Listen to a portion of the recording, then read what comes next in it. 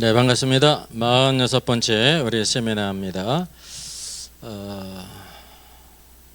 이제 태풍 지나고 첫 번째네요. 네, 이제 여름도 이제 한 2, 3주 남았습니다.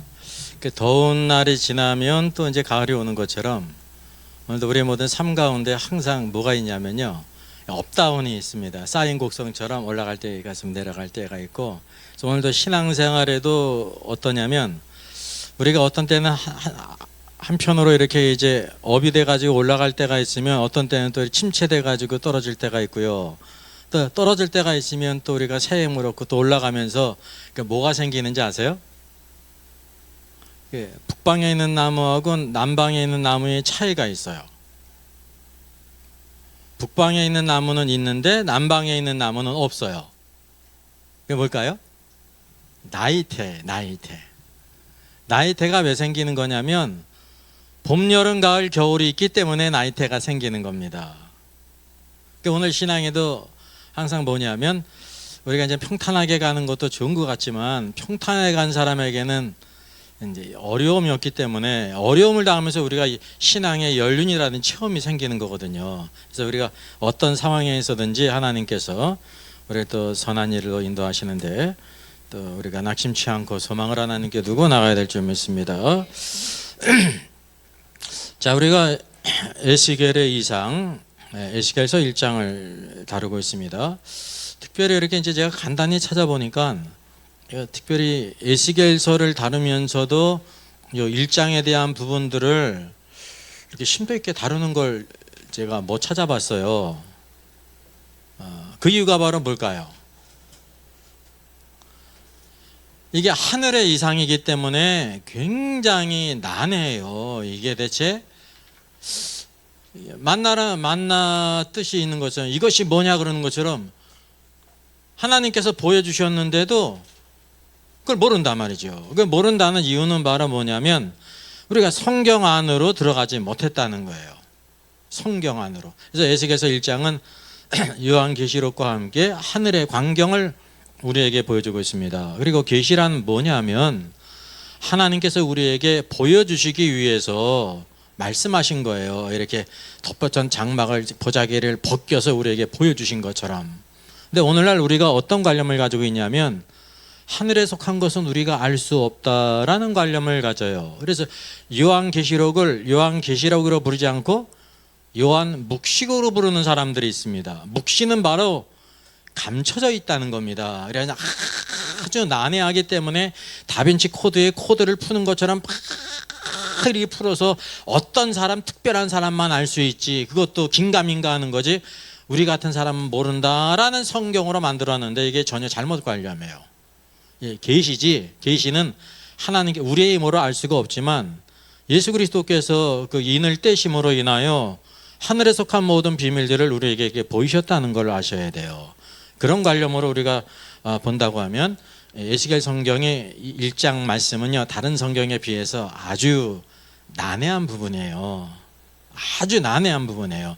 요한계시록은 막 이러고 저러고 이렇게 막 하는 사람도 있지만 에스겔서 1장에 대한 것을 논하는 사람은 없어요. 왜냐하면 지 멋대로 이렇게 하려고 해도 안 되는 거예요. 다루질 않아요. 그래서 이제 이 시간이 조금 힘들 수가 있는데 우리가 그런 힘든 난해한 부분을 다루고 있다는 생각하면서 한 걸음 한 걸음 성경 안으로 들어가면 우리가 하나님의 뜻을 찾을 수 있을 줄 믿습니다.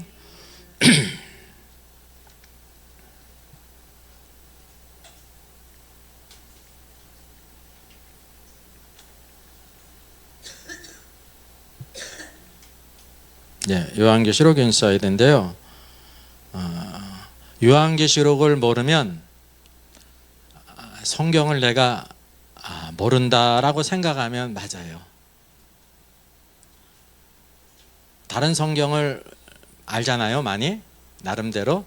근데 이제 요한계시록을 모르면 내가 성경을 모른다라고 생각을 해야지 조금은 안다 생각하면 항상 문제가 생기는 겁니다. 그만큼 요한계시록이 중요해요. 마지막 결론 부분이기 때문에. 여러분 한번 읽어보셨어요? 네, 한 번 읽어가지고 안 돼요. 한 번 읽고 두 번 읽고 그리고 쭉 한 번에 스스로 성경을 이것이 왜 그러한가 해가지고 모순이 있는지 이게 왜 그러한지를 찾아야 제대로 알 수가 있는 것입니다. 그래서 우리가 하나님의 말씀을 깨닫고 알고 주님을 섬기는 그런 기쁨을 있기를 바라겠습니다. 오늘 말씀 보게 되면 내 생물이 옮기는 원칙에 대해서 이와 같이 말씀하고 있습니다. 특별히 내 생물의 그 위치와 방향을 우리가 알아야 되겠는데요. 우리가 생각하는 내 생물과 우리가 이 성경을 보면서 내 생물이 어떻을 것이라는 것을 예측하잖아요. 제가 이렇게 이제 내 생물하고 이미지로 들어가 보면 여러 많은 사람들이 내 생물에 대해서 이렇게 강해를 하고 언급하면서 그림까지 그렸잖아요. 제 각각 그려요. 제 각각. 이 내용은 다 들어가요. 내용은 들어가요. 이게 사람의 얼굴 같은 것도 들어가서 사자의 얼굴 같은 것도 들어가고 소의 얼굴도 들어가고 다 들어갑니다. 독수리 얼굴도 들어가는데 그 모양새가 다르다는 거죠. 그 왜 그럴까요? 이해하는 것이 틀리기 때문에 그런 거예요.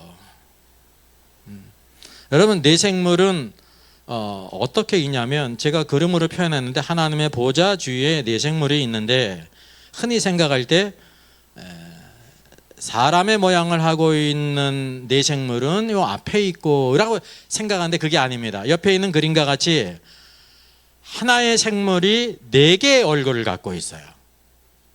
하나의 생물이 4개의 얼굴을 갖고 있는 것입니다. 발은 소의 발바닥이죠. 날개는 독수리의 날개죠. 그걸 알아야 돼요. 그리고 독수리의 날개 밑에 또 뭐가 있어요? 사람의 손이 있어요. 우리가 생각하고 있는 그런 생물이 아니라는 걸 알아야 됩니다. 이게 하나님의 경륜 가운데 하나님이 창조하신 모든 피조물을 내 생물이 대표하고 있을 뿐만이 아니라 무엇과 관계 있습니까? 예수 그리스도께서 이 땅에 오셨는데 하나의 복음서가 있는 것이 아니라 4개의 복음서가 있습니다. 마태, 마가, 누가, 요한복음에 필요한 것처럼 여기 내 생물과 관계가 있다는 것입니다. 여기 보좌에 보게 되면 동쪽으로 내 생물이 있는데 여기 왼쪽에 있는 그림과 같은 내 생물이 있는 거예요. 각 4방면에. 그런데 동쪽을 바라보고 있는 동물이 사자라는 겁니다. 사자의 얼굴만 가진 생물은 없어요. 내 생물인 이유는 4개의 얼굴을 갖고 있는 4생물이 보좌 주위 사방에 있다고 하는 사실이죠. 왼쪽으로는 요 4생물이 있는 것입니다. 근데 그림상으로 보듯이 우리가 오른쪽을 바라보고 있는 동물이 누굽니까? 약간 이게 비껴가지고 그렸잖아요. 그렇게 안 하면 뒤에 있는 독수리 얼굴이 안 보이기 때문에 이렇게 약간 비껴서 그린 거거든요. 이 그림을. 누가 있습니까? 소가 있는 것입니다. 남쪽으로는 누구의 얼굴이 정면으로 있냐면 사람의 얼굴이 정면으로 있고 다른 또 4생물이 같이 있는 것입니다. 반대로 북쪽으로는 독수리의 얼굴이 정면을 향하고 있죠. 북쪽을 향해서. 그래서 우리가 이 말씀을 보게 될 때 4생물이 어떻게 움직이느냐, 사방으로 다 움직여야 될 거 아닙니까? 그러니까 사방으로 움직일 때 오른쪽으로 움직일 때는 누가 주가 되는 거냐면 오른쪽으로 움직인다고 하면 누가 주가 되죠? 오른쪽에 있는 4생물 가운데서도 그 방면을 바라보고 있는 뭐예요? 여기 이스트 방면이 동쪽은 사자라는 것입니다. 사자가 그 방면을 주도하고 있는 거예요. 그러면 다른 방면에 있는 4생물은 어떻게 되는 것입니까? 따라가야 되는데 어떻게 따라가야 되냐면 뒤에 있는 동물은 어떻게 돼요? 여기 오른쪽에 동쪽에 반대가 서쪽이거든요. 서쪽에 있는 4생물은 어떻게 따라가야 돼요?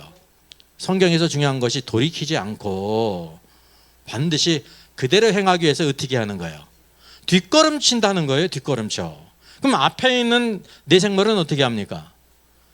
옆걸음을 해야죠. 돌이키는 것이 없다고 하는 것을 우리에게 보여주고 있어요. 이게 바로 무엇이에요? 사도 바울은 성도들을 향해서 우리는 하나님의 뭐다 그랬습니까? 하나님의 뭐다 그랬어요? 하나님의 땡땡땡이다 그랬잖아요. 앞글자는 동자고 끝에 글자는 자예요. 동력자라 그랬어요. 이게 뭐를 보여주고 있냐면 뇌생물의 동력을 보여주고 있는 거예요. 동력. 동쪽으로 오른쪽으로 움직이기 때문에 그만 움직이는 것이 아니고 같이 움직여요. 그러나 돌이킴이 없다는 거죠. 동일한 원칙은. 또 이제 남쪽으로 움직이기 위해서는 이게 남쪽 사람의 얼굴을 정면을 하고 있는 뇌생물이 이제 똑바로 걷기 때문에 주도하고 있는 거 아닙니까? 그러면 다른 동물들은 뒤에 있는 동물은 뒷걸음을 치고 옆에 있는 동물은 오른걸음이든지 왼걸음이든지 옆걸음을 해야 된다는 거예요. 돌이킴이 없이. 교회에 있어야 하나님의 역사는 다 그렇다는 것이면 누가 주가 되는 게 아니에요.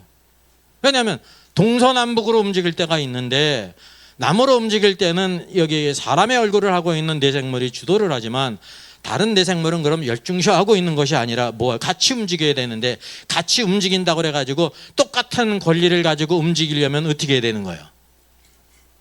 돌이켜야죠. 근데 돌이킴이 없이 반드시 그대로 곧게 행해야 된다는 거죠. 그대로. 이게 하나님께서 보이시는 뇌생물의 움직임의 원리, 동력의 원칙이라는 것입니다. 여기 있는 것처럼 이제 북쪽으로 걷게 될 때는 앞에 있는 사람의 얼굴을 한 뇌생물이 뒤로 걸음을 해야 되고 우편 걸음을 해야 되고 좌편 걸음을 해야 된다. 이것이 동력의 원칙이 오늘도 하나님의 교회 안에서 어떻게 주님을 섬겨야 될 것인가를 보여주고 있는 거예요. 때때로 교회 생활 가운데 어려움이 바로 뭐냐면 만약에 찬양을 하게 될 때 찬양을 봉사하는 사람이 있잖아요. 그 찬양하는 사람은 찬양을 리드하는 사람은 옆걸음입니까? 뒷걸음입니까? 앞걸음입니까? 앞걸음이거든요. 그러면 다른 사람 당신은 찬양의 은사가 있으니까 해. 그리고 잠자고 있어야 돼요? 아니 그러면 또 다 멍청하게 그냥 구경하고 있는 거예요. 아니에요. 뭐 해야 되는 거예요? 같이 동참을 해 동력을 해야 되는데 같이 참석한 사람들은 뒷걸음하는 사람도 있고 옆걸음을 하는 사람도 있다는 것입니다. 돌이키지 말라는 거예요. 돌이키지 말라. 이게 무슨 원리인지 아세요? 몸의 원리예요. 몸의 원리. 예? 지금 주방에서 청소를 하고 뭐를 하고 있는데 손이 주가 돼서 일하지 않습니까? 그러니까 손이 주가 돼서 일을 하니까 나는 집에 가려고 그래가지고 다리가 집에 갔어요. 눈도 그래 네가 일하니까 나는 저기 뭐 다른 데 갔다 오려고 가버렸어. 이게 왜 가버리는 게 바로 뭐냐면 계시록의 에스겔 성경의 언어로 얘기하면 돌이킨다는 겁니다. 내가 곧게 행해야지. 너는 곧게 행하는데 내가 왜 그렇게 해야 되느냐라고 가버린다고 하면 몸이 무너진다는 거예요. 그래서 모두 다 동참을 하는데 반드시 뭐가 있어요? 주가 되는 사람이 있고 같이 동력하는 사람이 있는 거예요. 동력은 모든 사람이 다 머리가 되는 게 아닙니다. 예수 그리스도께서 이 땅에 오실 때도 반드시 마리아가 필요했잖아요. 우리는 마리아만 알아요. 성경을 읽으면 마리아가 중요하지 않습니까? 근데 성경을 좀 더 깊이 읽어보면 누가복음에서는 마리아가 중요한 역할을 하지 않습니까? 근데 마태복음에 보니까 마리아가 보여요? 안 보여요? 안 보이는 거야. 누가 보여요 대신? 요셉이 보이는 거예요. 마태복음의 관점은 뭐냐면 사자복음, 왕의 복음에서는 누가 필요하냐면 예수님을 낳을 때는 여자 마리아가 필요했지만 그를 인도하는 목자인 머리인 요셉이 필요하다 그래요. 그래서 하나님의 모든 계시가 천사를 통해서 누구에게 주어집니까? 요셉에게 주어지는 거예요. 근데 마리아가 훌륭한 믿음의 사람인 까닭은 바로 뭐냐면 여보 내가 배 아파서 예수님을 낳는데 당신에게 보여줄 리가 있어? 공평하게 번갈아 가면서 해야지. 난 당신대로 안 할 거야 그래가지고 애굽으로 안 내려갔으면 어떻게 되는 거야? 큰일을 당하는 거예요. 그러니까 예수님을 낳았다고 끝나는 문제가 아니에요. 하나님의 인도하심을 받는 게 있어야 되는 거죠. 근데 인도하심이 누구에게 있어요? 요셉에게 있어요. 요셉이 아무리 훌륭한 인도자랄지라도 그는 누구를 위해 있는 거냐면 마리아를 위해 있는 겁니다. 그래서 마태복음 보게 되면 반드시 누구를 데리고 갑니까?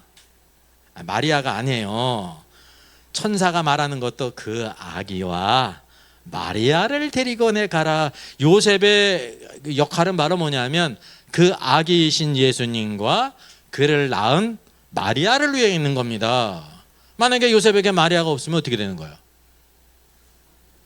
필요가 없는 거예요. 그래서 이 전체 성경을 통해서 우리에게 뭘 보여주고 있냐면 하나님의 구원의 역사, 예수님께서 이 땅에 오실 때도 누가 필요했냐? 머리인 요셉과 돕는 배필인 마리아가 필요했는데 그들이 서로 믿음 안에서 동역했다라는 걸 보여주고, 이게 바로 몸의 원리예요. 몸의 원리. 여러분, 교회는 몸이라는 것을 아셔야 돼요. 흔히 그러지 않습니까? 내가 혼자 열심히 성경 읽고 기도하고 찬송하고 혼자 예배하면 되지라는 생각을 많은 사람들이 갖고 있습니다. 그러니까 뭐는 예수 그리스도도 모르고 교회도 모르는 거예요. 구원만 알아. 교회가 바로 뭐예요? 에클레시아. 구원받은 사람들의, 부르심을 입은 사람들의 모임이에요. 왜 모여야 되냐면 모든 지체들이 모여서 몸을 이뤄야 된다니까요. 예?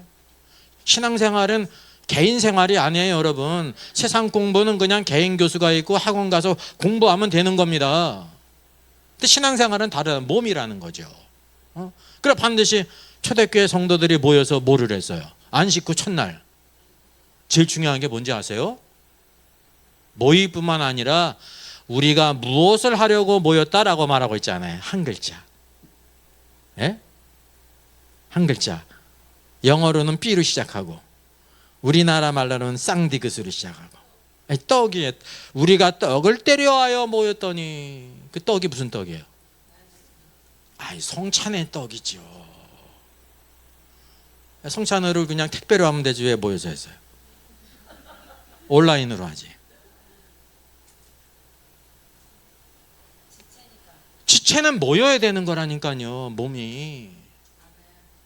몸인 오늘도 교회를 우리가 알아야 된다는 거죠. 그래서 하늘의 네 생물의 움직임과 그 동역을 통해서 오늘도 이 땅에서 교회가 어떻게 하나님을 섬겨야 될 것인가를 이렇게 보여주고 있다는 것입니다. 우리가 이제 예를 들어보겠습니다. 변화선 사건이 있잖아요. 변화 사건이 네 생물과 어떻게 관계가 있어요? 첫째, 마태복음이 있어요. 그러니까 오른쪽 동쪽을 향한 네 생물은 사자가 동쪽을 향하고 있지 않습니까? 이게 마태복음이거든요. 마태복음에서는 변화산 사건에 대해서 뭐라고 말씀하고 있습니까?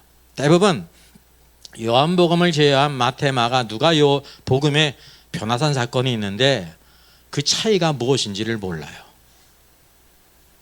성경은 복음서도 모르는 거죠. 그래서 복음서는 평이하면서 누구든지 다 읽고 깨달을 수 있습니다. 그 정도 깨닫는 거지 더 깊은 것은 깨달을 수가 없어요. 이게 더 깊이 들어가야 된다는 거죠. 그 아들이 직접 이 땅에 오셔서 행하신 일이 얼마나 놀라운 일입니까? 그래서 한 사람으로는 부족하다는 거예요. 네 사람이 꼭 필요해요. 그래서 마태복음에서는 마태복음 17장에 기록되어 있는데 따로 높은 산에 올라가셨더니 라고 말합니다. 근데 여기 이제 여기는 기록이 되지 않았는데 여기 앞에 시작할 때 언제 후에라고 성경에 말씀하고 있어요? 엿새 후에. 여기 이제 마태복음에서 중요한 것은 따로 높은 산에 올라가셨더니 라고 말합니다. 중요한 것은 마가복음 여기 네 생물 가운데 서쪽으로 소가 정면을 향하고 있죠. 저쪽을 향하고 있죠. 마가복음에서도 9장 2절에 따로 높은 산에 올라가셨다라고 말합니다. 마태복음은 사자 왕이신 그리스도고 마가복음은 노예이신 소와 같이 우리를 죽기까지 섬기신 그리스도를 우리에게 보여주고 있는데 똑같잖아요. 따로 높은 산에 올라가셨어요. 왜 이 말씀이 똑같을까요?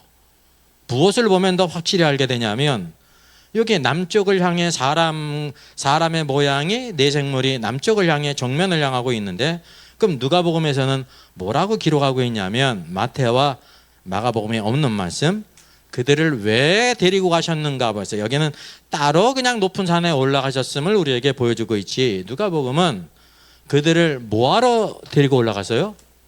기도하시기 위해서 데리고 올라갔다고 말씀하고 있어요. 그 차이를 우리가 알게 되잖아요. 왜 기도하러 올라가셨다는 것을 누가복음에서만 보여주고 있느냐? 여러분 누가복음에서 강조되는 것이 뭐냐면 예수 그리스도는 참 사람이신데 참 사람이신 예수 그리스도는 항상 무엇을 행했는지 아십니까? 기도를 행하셨어요. 기도를. 12 제자를 부를 때도 기도하고 그들을 부르셨고, 변화산에 올라갈 때도 그 모습이 이제 변형될 거잖아요. 장차 예수 그리스도께서 만왕의 왕으로 하나님의 왕국을 가지고 이 땅에 오실 때 변형된 모습을 제 아들에게 보이실 때도 그 과정이 뭐냐면 기도하러 데리고 올라간 거예요. 목적은 사실 무엇이었는데? 마지막 목적은 예수님의 변형된 모습을 보여주시는 거잖아요. 그 영광을. 근데 그 징검다리가 반드시 뭐예요? 기도예요, 기도. 그 흔히 애들도 그러잖아요. 엄마가 누구는 데려가고 누구는 안 데려가면 안 돼가 내가 막 삐리퉁해지잖아요. 그죠? 이렇게 제외되게 될 때. 여기 제 아들이 어떻게 했을까요? 그러니까 베드로, 야고보, 요한만 데리고 가는 거야. 그럼 제 아들이 어떻게 했을까요? 입이 이렇게 나왔겠죠. 주님, 우리는 같이 데리고 가시지 왜 세 제자만 데리고 갑니까? 삐리퉁해졌어요. 근데 주님이 기도하러 올라간다 그랬더니 입이 어떻게 됐을까요? 혹시? 그러면 괜찮아요. 난 또 뭐 그냥 맛있는 거 주는 줄 알고 제 제자만. 우리가 흔히 이렇게 생각한다니까. 따로 이렇게 데려가면. 왜 예수님께서 세 제자만 데려가셨어요? 한편으로 그 기도의 훈련을 시키러 간 거야. 기도한 사람이 변화산의 모습을 볼 수가 있는 거예요. 예수님의 모습을. 그 예수님의 영광된 모습은 누구만이 볼 수 있냐면 기도한 사람만. 그래, 기도는 말은 뭐냐면요, 오늘도 변화의 과정 속에서 오늘도 하나님의 뜻을 하는 가장 중요한 것입니다. 어떻게? 나는 죽고 그리스도만이 사는 거예요. 기도라는 것이요. 그래서 누가복음의 중요한 말씀이 누가복음에만 있는 비유의 말씀이 있죠. 예? 항상 기도하고 낙심치 말아야 될 것에 대해서 불의한 재판관의 비유를 말씀하시지 않습니까? 그게 기도에 대한 말씀이잖아요. 다른 복음서에 있어요, 없어요? 없는 겁니다. 참 사람으로서 어떤 길을 가야 되냐면, 많은 사람들이 기도를 하는데 기도하다가 낙심해. 내가 이렇게 기도를 했는데 하나님이 안 들어주셔. 기도하다가 낙심을 해. 근데 어떻게 기도하라 그랬어요?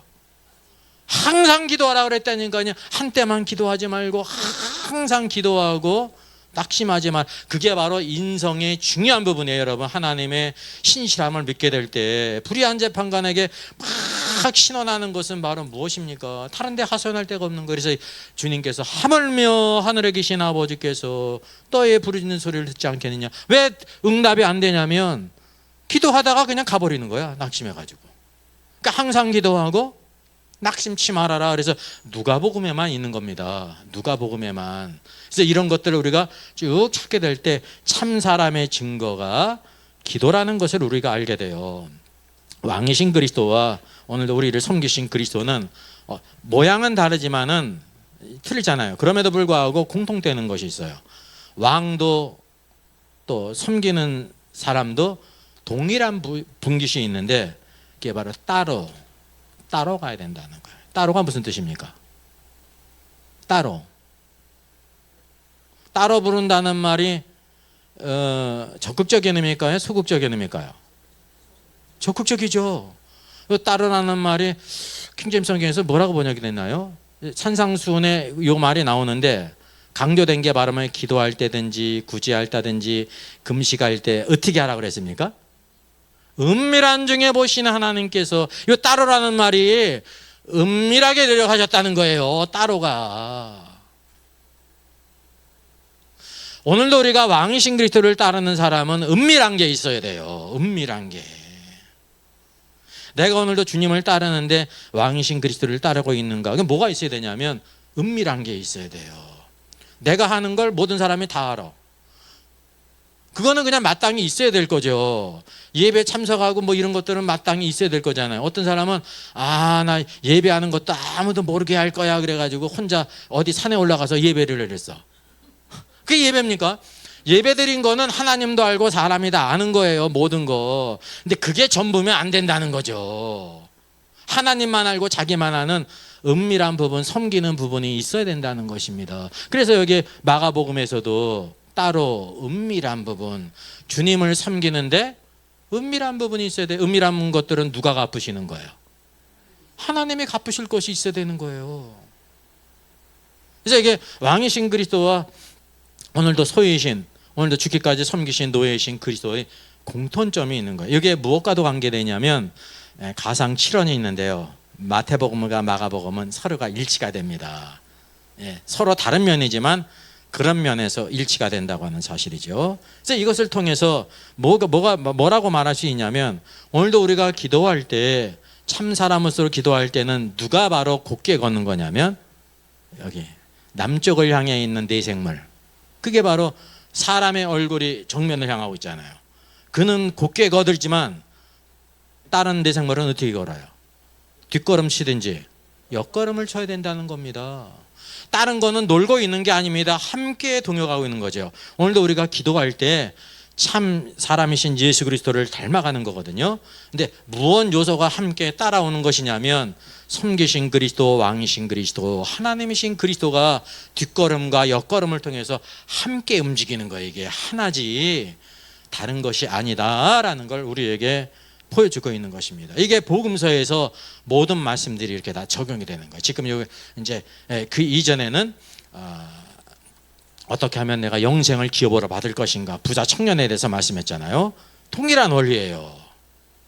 부자 청년에 대한 말씀이 요한복음 빼고 다 나와 있잖아요. 서로 이렇게 관계가 있는 것입니다.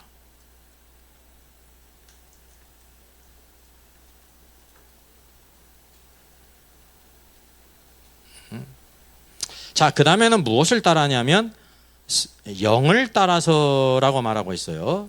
자, 영이 어떤 쪽으로 가면 그 생물들도 그대로 가되 또 돌이키지 아니하고 일제히 앞으로 곱게 행하며라고 말하고 있습니다. 여기 영이라고 말했는데, 여러분, 이 영은 우리가 알고 있는 그런 영이 아니에요. 킹제임스 성경은 뭐라고 번역했냐면 더 스피릿이에요. 여러분, 그냥 스피릿과 더 스피릿은 차이가 있어요. 요한복음 3장에서도 성령이 나오고 영이 나오는데, 영은 우리의 영을 가리키고요. 사람 안에 영이 있잖아요. 쉽게 얘기하면 예배하는 자가 영 안에서 진리로 예배하라 할 때 그 영이 뭘까요? 더 스피릿일까요? 그냥 스피릿일까요? 그냥 스피릿이에요. 더가 없어요. 더가 붙으면은 유일하신 영, 성령을 가리키는 거예요. 우리가 예배할 때 우리의 영 안에서 있어야 된다는 거예요. 그리고 내재적으로 영은 무엇과 하나입니다. 성령님과 하나죠. 성령과 교통이 있죠. 진리가 여기 우리 바깥에 있는 것처럼, 여기 말씀은 영은 사람의 영을 가리키는 게 아닙니다. 영이라고 하면은 이제 우리가 혼동할 수가 있습니다. 이게 사람의 영을 가리키는지 하나님의 영, 성령을 가리키는지 구분이 안 되지 않습니까? 여기는 뭐냐면 더 스피릿입니다. 그 영이에요. 그 영은 성령님을 가리킵니다. 성령께서 어떤 쪽으로 가면 그 생물들도 그대로 따라한다는 거, 그대로 간다는 거예요. 돌이키지 않고 일제히 앞으로 곱게 행한다라고 말하고 있습니다. 여기에서 내 생물과 더 스피릿, 성령의 관계가 있지 않습니까? 내 생물은 무엇을 따라 움직입니까? 성령을 따라 움직인다는 거예요. 그 영을 따라 움직인다는 사실이죠. 외적으로 볼 때는 내 생물이 움직이고 있는데 그 안에는 누가 움직이고 있어요? 성령, 더 스피릿. 성령이 함께 움직이고 있다라고 말하고 있습니다. 곧게 행하는 이유가 성령을 따라 행한다는 거죠. 오늘도 우리가 이 땅에서 곧게 행해야 되잖아요. 그래서 뭐를 갖는 거냐면, 비유적으로 송아지의 발을 가져야 돼요. 굽이 갈라졌잖아요. 굽이 갈라진 것은 뭐 가리키냐면 의와 불의를 구별해요. 송아지는 거룩한 것과 거룩하지 않은 것을 구별해요. 정한 것과 부정한 것을 구별을 해요. 이 모든 것을 구별을 해야 되는, 구별을 하고 옳게 행해야 된다는 거예요. 왜 우리가 하나님 말씀대로 곧게 행하지 못합니까? 곧게 행한다는 것은 하나님 말씀대로 행하는 거거든요. 성령을 따라 행하지 않기 때문에 그런 거죠. 그럼 말씀과 성령은 항상 하나예요. 말씀을 따르지 않고 성령을 따르지 않기 때문에 곧게 행하지 않은 거면 구부러진 길로 행한다는 거죠. 그래서 내생물의 발은 다 뭡니까? 공통점이 송아지의 발굽을 가져야 돼요. 송아지의 다리를 가져야 돼요. 유일하게 고진 발을 가진 동물이 소거든요. 소. 그래서 가축을 대표하는 것입니다. 예? 소와 비견되는 동물이 돼지잖아요. 돼지는 하나님께 들 수가 없죠. 그리고 먹을 수가 없잖아요. 하나님 백성들이. 왜 그래요? 겉으로는 굽이 갈라졌어요? 안 갈라졌어요? 갈라졌어요. 동물 농장에도 있는 것처럼 돼지가 IQ가 높습니까? 낮습니까? 높아요. 근데 뭐 합니까? 뭐가 없어요? 되새미가 없어요. 이 모든 것은 구별을 하는데 그거 상관이 없이 모든 걸 그냥 처먹는 거야. 그리고 하나님께서 돼지를 만들 때 돼지의 특성이 있잖아요. 돼지는 뭐 할 수 없다 그래. 유일하게 할 수 없는 거. 하늘을 못 봅니다. 위를 쳐다보지 못해요. 목 구조가 그렇습니다. 어디만을 바라보게 했냐면 땅바닥을 바라가지고 들이파게 했습니다. 돼지가 산돼지들이 다 밭을 파지 않습니까? 그죠? 농작물을 다 해치는 이유가 바로 뭐냐면 땅만 파게 되어 있습니다. 돼지는. 그래서 부정한 동물입니다. 물리적으로도. 하나님께서 보실 때 마찬가지입니다. 돼지에게 뭘 주지 말라고 그랬어요? 진주를 주지 말라고 그랬어요. 왜 그래요? 하늘의 것을 그는 귀히 여기질 않아요. 땅의 것만 찾지. 돼지 같은 사람은 땅의 것만 찾는다 말입니다. 땅의 것만. 그래서 오늘도 우리가 내생물을 통해서 내생물이 곧게 행하는 것처럼 성령을 따라 행하듯이 오늘도 우리 성도들이 교회가 곧게 행해야 되는데 무엇을 따라가야 되냐면 성령을 따라 살아요. 성령을 따라 사는 사람은 어떤 사람? 영의 사람이에요. 우리가 영의 사람은 성령을 따라 살아요. 근데 육의 사람은 성령을 따라 살아요? 안 살아요? 안 살아요. 그냥 자기의 생각대로 세상의 흐름을 따라 산다고 하는 사실이죠. 그래서 성령과 내생물의 관계가 내생물이 성령을 따른다라는 것을 여기에 보여주고 있습니다. 자, 성령을 따라서 행한다고 할 때 먼저 보게 되면 내생물이 움직이는 방법이 있습니다. 위에서 말한 것처럼 소의 발, 고진발을 통해서 움직일 뿐만 아니라 또 여기 날개가, 독수리 날개가 있잖아요. 독수리 날개는 하나님의 능력과 권세를 가리키는 것입니다. 출애굽기에서 하나님께서 말씀하시는데 독수리 날개로 너희를 했다는 것은 실제적으로 물리적으로 동물인 독수리를 보내가지고 이스라엘 백성들을 쫙 광야에서 가나안 땅으로 이렇게 보내셨다는 뜻이 아닙니다. 하나님의 능력과 권세를 독수리는 초월하는 날개를 가지고 있거든요. 마찬가지로 내생물은 독수리 날개 하나님의 능력과 권세를 가지고 있다는 것을 여기에 보여주고 있죠. 그러니까 오늘 말씀이 중요한 것은 바로 무엇이냐면요, 내생물이 이렇게 동력한 결과 어떻게 되느냐라는 거예요. 첫째, 내생물의 모양은 타는 숯불 같다라고 말하고 있습니다. 그리고 횃불 모양 같다라고 말합니다. 이게 서로 상관관계가 바로 뭐냐면 따로따로 나와 있는 것 같지만 서로 연결된 것이에요. 이렇게 곧게 행하고 독수리 날개를 가지고 있고 성령을 따라 이와 같이 온전히 곧게 행하게 될 때 무엇과 같으냐면 이 생물의 모양이, 여러분 생물의 모양이 이때까지는 내생물이었잖아요. 근데 여기는 뭐로 비유하고 있어요? 마치 타는 숯불과 같고 횃불 모양과 같다라고 말하고 있잖아요. 그래서 서로 연관관계가 있다는 것을 보여주고 있어요. 첫째, 날개를 통해 서로 연하고 돌이키지 않고 일제히 곧게 행하지 않습니까? 둘째는 각기 둘씩 연합이 됐습니다.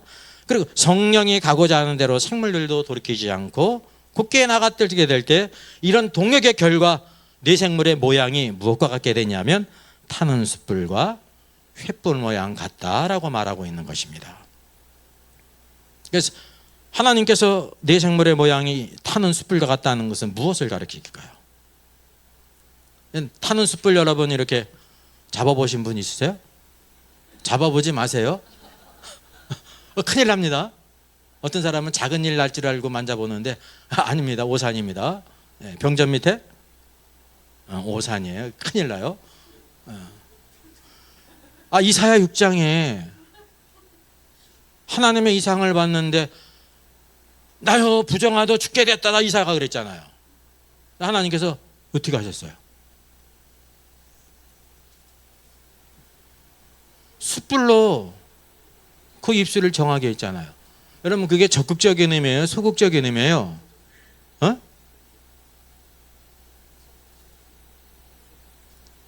숯불로 이렇게 입술을 지진 거 아니면 정하게 했다는 거 아닙니까? 이게 적극적인 의미예요? 소극적인 의미예요? 이제 입술의 입장에서는 부정하기 때문에 정할 필요가 있다는 거예요. 소극적인 의미. 소극적인 것은 어떻게 돼요? 그 냉장고에 보관하면 안 돼요. 그냥 태워버려야지. 그래서 태운다는 것은 어떤 뜻이냐면 소극적인 것을 태워야 된다 그런 뜻이에요. 이 타는 숯불은. 여러분 우리 안에 뭐가 있냐면 뇌생물로 대표되는 소극적인 것이 있어요. 구원받은 이후에도. 우리가 흔히 예수 그리스도의 걸어가신 보혈로 우리가 죄의 용서함을 받았잖아요. 구원받았잖아요. 그러면 끝났습니까? 아닙니다. 구원의 문제에 대해서 끝났지만은 그 다음 새로운 시작이 있습니다. 유월절 다음에 무교절이 있고 쭉 절기가 있지 않습니까? 그래서 오늘도 우리 안에 있는 죄로 오염된 소극적인 것들이 있습니다. 그게 뭐냐면 우리 안에 여전히 세상 것들이 있잖아요. 구원받은 성도들 안에 세상이 있어요, 없어요? 세상 것들이 있어요, 없어요? 이제는 세상 것들로 오염이 됐잖아요. 세상 것들, 육신이 여전히 있다니까요. 썩어질 육신이 있다니까요. 사도 바울이 자기 안에 육신 안에 선한 것이 있다고 그랬어요, 없다고 그랬어요? 없다고 그랬죠. 그러면 그가 구원받지 못했어요? 구원받고 사도로 부르심을 입었음에도 불구하고 여전히 육신을 가지고 있기 때문에 내 죄의 몸을 깨닫지 않습니까? 육신이 있습니다. 그리고 자아가 있어요, 자아. 애들이 3살, 4살만 돼도 자기 생각이 있잖아요. 그죠? 그냥 유치원 보내는데 엄마는 요 옷 입혀보내고 싶은데 아니래 끝까지 저 옷 입고 싶다는 거야. 그게 자아가 있어요, 여러분. 제가 예전에 보니까 그때 그 늦둥이를 낳습니다. 아빠가 한 60 몇 살인데 이제 아들을 낳았는데 이제 5살이 된 거예요. 그러니까 얼마나 이쁘겠습니까? 얼마나 이쁘겠어요. 걔가 이게 뭐를 좋아하냐면 모터 칼을 좋아해요. 진짜 이렇게 움직이는 소형 그 차 있죠. 이제 그거를 선물해 줬더니 좋아하면서 그거 뜯어가지고 어디 가냐 그러니까 세차 시키러 간다는 거예요. 세차 시키러 간다는 해서 아빠가 야 그거 세차하면 그거 고장 난다 그러니까 얘가 딱 하는 말이 이제 아빠 나도 알아요. 나 5살이거든요. 5살만 돼도 안다는 거예요. 이게 사람이니까 그런 게 자아가 있습니다. 예수님 믿어서 10년이 50년 됐는데 여전히 뭐가 있어요? 자아가 있잖아요. 내가 살아있잖아요. 자아의 문제를 오늘도 우리가 처리를 해야 된다는 거죠. 우리가 예전에 예수님 믿는 다음에 이전에 예수 믿지 않을 때 좋아하던 것 여전히 좋아하는 게 있죠. 있어요, 없어요? 근데 그게 하나님 보실 때 별로야? 근데도 그거 끌어안고 있어요, 안 끌어안고 있어요? 끌어안고 있는 거예요. 그냥 비근한 예로 예전에 그냥 고스톱 아니면 세상에 재미가 없었어. 예수 믿었어. 근데 뭐냐면 이걸 못 끊는 거야. 못 끊어. 고스톱을 못 끊어. 네, 고스톱. 그래서 어떤 말까지 있습니까? 천국에 가면 고스톱 있냐고. 아마 없을 거라고 그러니까 고스톱 없으면 안 간대. 사람마다 좋아하는 게 있다는 뜻입니다. 사람마다. 그 자신의 생각과 견해가 있지 않습니까? 우리 인간은 다 그렇잖아요. 자기 생각이 조금 이렇게 그냥 침해를 받으면 기분이 나빠지는 거잖아요. 그죠? 기분이 나빠져요. 이 사람의 감정의 동물이라 그러잖아요. 이 사람은 뭐든지 자기 의견을 받아두고 막 떠받쳐 주면 아주 그냥 아주 기쁘고 즐거워가지고 예? 그 최고로 생각하잖아요. 세상에서도 그렇고 교회 안에서도 그렇다니까요. 근데 우리가 뭐를 알아야 되냐면 구원받은 다음에 우리가 하나님께 부름을 입은 다음에 하나님을 위해서 우리가 동력하기 위해서 무엇이 필요해요? 모든 이 소극적인 것이 태워져야 된다는 거예요. 태워져야 된다는 거예요. 여러분 성막에 들어가면 첫 번째 제단 있지 않습니까? 제단은 피를 뿌리는 곳이잖아요. 제물이 죽어지는 그걸로 끝이 아니죠. 그 다음에 뭐가 나와요? 물두멍이 있어요. 물두멍은 뭐 하는 곳입니까? 씻는 곳입니다. 물두멍은 죄를 씻는 곳이에요? 아닙니다.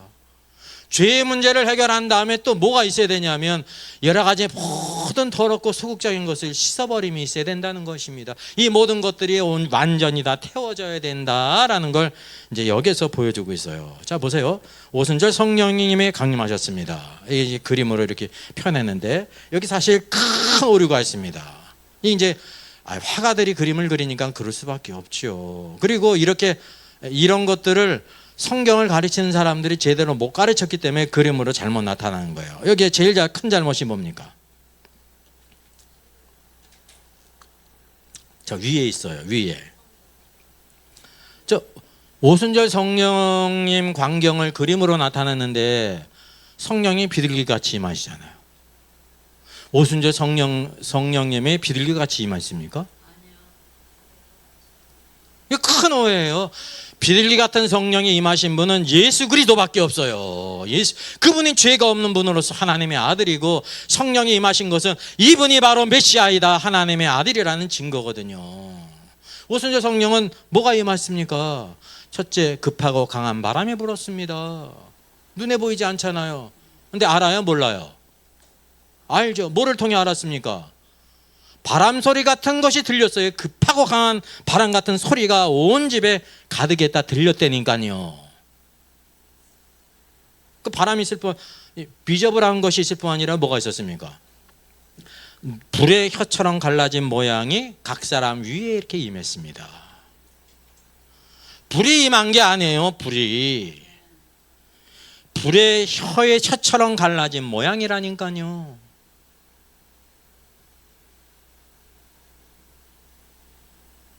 그러면 이 불이라는 의미가 적극적인 의미일까요? 소극적인 의미일까요? 똑같은 거예요. 이사야 6장에 이사야에게 하나님께서 역사하신 일이든지 지금 에스겔 성경에서 보여주고 있는 숯불이라든지 동일한 것입니다. 우리 안에 뭐가 있다는 거예요? 태워져야 될 것이 있다. 불은 이게 불의 모양이에요. 불의 모양. 성령이 불의 모양으로 임한 겁니다. 불이 임한 게 아니에요. 근데 중요한 것은 어떤 모양이에요? 혀의 모양이에요. 통. 왜 혀의 모양으로 임했을까요? 뿔의 모양으로 임하든지 막 그러면 좋지. 성령이 임하시고 태우는 게 어디와 관계 있다는 거예요? 혀와 관계 있다는 거예요. 혀는 뭘 대표합니까? 언어, 말, 사상, 그 사람의 생각, 의견, 말을 대표하지 않습니까? 여러분, 바벨탑 사건으로 인해서 인간의 언어가 나뉘게 됐습니다. 언어가 하나이기 때문에 하나님을 대적하는데도 일사불란한 거야. 그래서 하나님께서 그때 언어를 나누셨잖아요. 이 언어를 나눈 게 적극적인 의미예요? 소극적인 의미예요?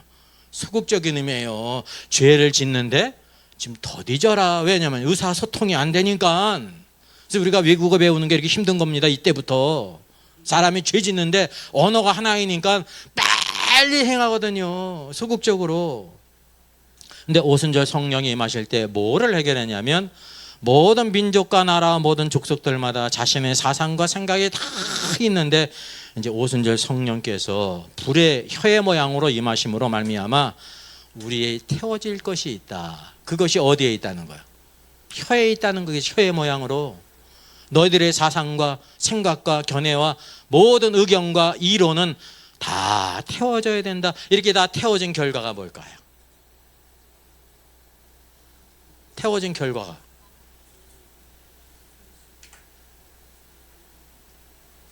하나님을 높이는 말을 한 거예요.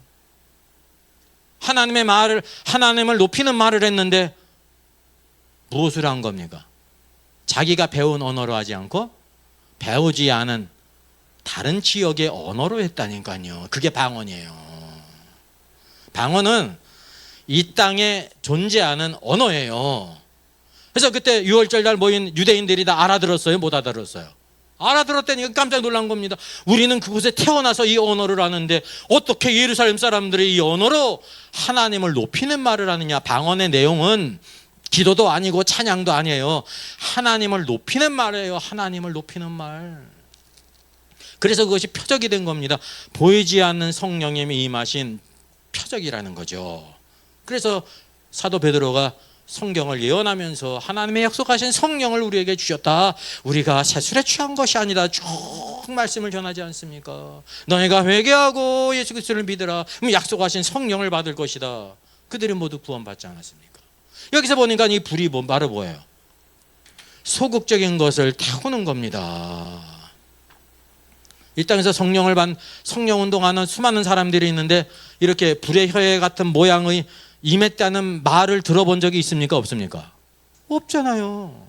오순절 성령은 단회적인 사건이에요. 교회에만. 예? 우리가 또 받고 금요일마다 받고 그러는 게 아니에요. 예? 오순절 성령이 여호와 일곱 절기 가운데 무엇으로 예표됐어요? 유월절, 무교절, 그다음 뭐가 있어요? 초실절, 그다음 뭐가 있어요? 오순절이 있지 않습니까? 6월절이 7번 있어요? 10번 있어요? 한 번이잖아요. 그러면 초실절이 예수님의 부활이 어떤 사람이 예수님 믿을 때마다 있습니까? 탄회적이죠. 오순절이 예수님 믿은 사람이 믿을 때마다 오순절에 임해가지고 성령을 받는 거예요? 탄회적이지. 나팔절도 탄회적이죠. 초막절도 탄회적이지. 물론 우리가 오순절 성령이 임하셨는데 오늘도 교회 안에 몸에 임하신 것이며 누구든지 예수님을 믿게 될 때 오순절 성령이 임하셨는데 두 번째 문제는 뭐냐면 우리의 혼이 깨어져야 영이 흘러나. 그게 성령 충만이에요. 우리가 받는 게 아니에요. 성령 충만 하라예요. 하라. 우리의 생각과 여기 있잖아요. 생각과 감정과 사상과 모든 선호와 모든 것들이 다 깨어지게 될 때 영이 흘러나오는 것이 충만입니다. 흘러나올 때 그것을 충만이라고 말하는 거예요. 충만하라. 그래서 항상 우리들이 기도와 말씀과 순종으로서 성령 충만한 삶을 이렇게 살아야 된다는 거죠. 자, 고린도전서 1장을 우리가 보겠습니다. 고린도전서의 첫 번째 문제가 분쟁의 문제였습니다. 형제들아, 내가 우리 주 예수 그리스도의 이름으로 너희를 권하노니 우리가 같은 말을 하고 너희 가운데 분쟁이 없이 같은 마음과 같은 뜻으로 온전히 합하라. 이게 권면이거든요. 왜냐하면 너희에 대한 말이 내게 들리니 너희 가운데 분쟁이 있는 것이라. 각각 너희는 나는 바울에게 속했다, 나는 아볼로에게 속했다, 나는 게바 베드로에게 속했다, 나는 그리스도께 속한 자라 한다고 말하니 이게 잘못된 것을 책망하지 않습니까? 그러면 고린도 교회에 이런 분쟁이 있는 이가 바로 무엇입니까? 분쟁의 근원이요, 사람의 생각과 견해와 사상과 선호예요. 나는 아볼로가 좋아, 나는 게바가 좋아, 나는 바울이 좋아, 난 그리스도가 좋아. 자신의 취사 선택이거든요. 여러분, 휴가 가는 거 남쪽으로 갈지 북쪽으로 갈지 국외로 갈지 어디로 갈지 마음대로 하세요. 신앙생활 할 때 하나님의 원리가 있어요. 이거는 내 선호와 생각이 아니라 하나님의 말씀을 따라야 된다는 거죠. 교회가 가야 될 길을 성경에 보여주고 있어요. 이런 분쟁을 통해서. 그래서 오늘 교회란 바로 뭐냐면 같은 말을 해야 되는 거예요. 그럼 누구의 말로 통일할까요? 가나다 순으로 할까요? 예? 이씨 아니면 박씨 아니면 김씨가 많은데 많은 사람 순으로 할까요? 누구의 의견으로 할까요? 예? 키가 큰 사람 할까요? 예수님 제일 먼저 믿은 사람 할까요? 다 소용이 없어요. 교회의 머리는 누구냐면 그리스도라니까요. 그리스도가 머리예요. 그분의 말씀만. 그래서 이 성경에 말씀하고 있기를 같은 말을 하라는 것은 하나님의 말씀 한 번만. 변화산에서 하나님께서 뭘 가르쳐 주셨습니까? 베드로와 야고보와 요한과 모세와 엘리야 다 가려버리고 누구만 보였어요? 오직 예수만. 오직 예수만. 오직 예수만 보여야 되는데 베드로의 문제는 바로 예수도 보이고 누구도 보였어요? 모세도 보이고 엘리야도 보이고.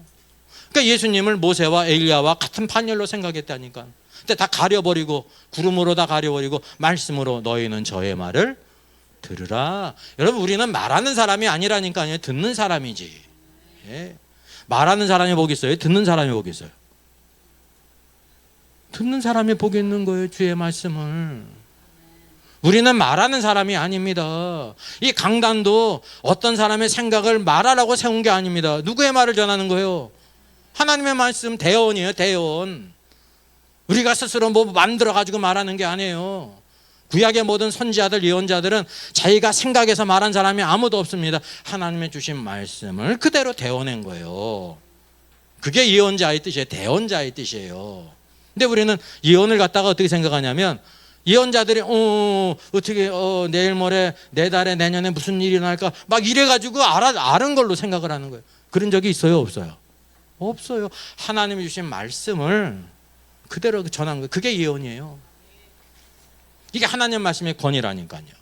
오늘도 교회의 모든 문제의 근원이 바로 뭐냐면 내 생각, 사상과 견해, 선호, 색깔이 다 있지 않습니까? 교회는 같은 말을 해야 되는 거예요. 같은 말. 교회의 머리가 그리스도란 말이에요. 그리스도. 여러분, 영국의 청교도들이 신대륙을 찾아가지 않습니까? 뭐 때문에 갔어요? 예? 땅으로 들어갔어요? 신대륙이니까? 금 찾아갔어요? 뭐 때문에 간 겁니까? 신앙의 자유. 우리가 알잖아요. 그 당시에 영국 왕이 뭐를 선포했습니까? 수장령을 선포했습니다. 이게 수장령을 잘 모르는 거예요. 수장령이 바로 뭡니까? 에? 수장령. 수장. 누구를 이렇게 파묻었어요? 수장? 물에다 잡아 죽였나? 수장령?